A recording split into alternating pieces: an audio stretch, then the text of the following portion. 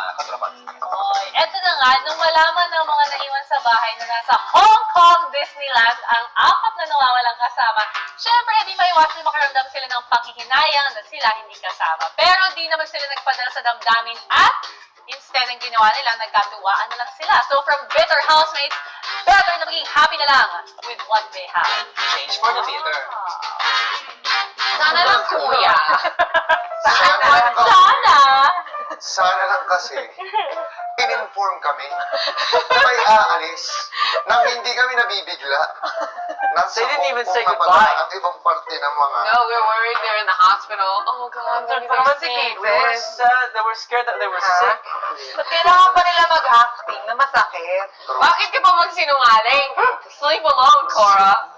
You're gonna have a lovely time.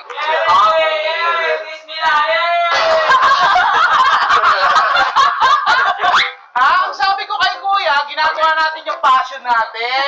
Doing what fun to us, diba? Ano ba naman yung pumunta sila doon ng business na? They're doing it. Ginagawa nila yung ginagawa nila ng may blindfold. Tayo, ginagawa natin ng walang blindfold. Nakapag-music sila.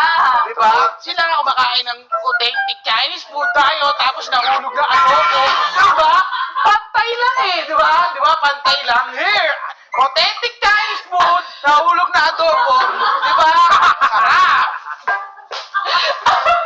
You were just like, floor adobo, authentic Chinese food. It's the same. It's the same.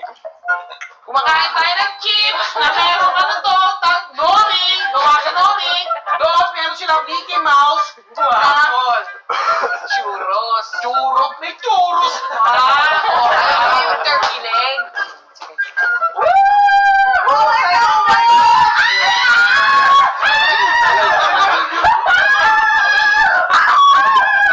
Picture naman!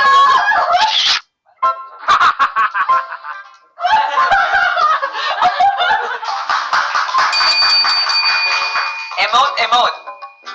Mga ganong pag-better ka sa mga bagay, kailangan let go mo yan kasi may Idaan mga na lang bagay. sa tawa. Diyan magaling ang Pinoy. Yes! Pero agree din naman ako na minsan pinapunchline mo lang na ganyan, pero sa kaloob-looban mo, may slight ano pa rin talaga May yun. sakit. May sakit. Oo. I think mas masakit kung mas marami yung pumunta, mas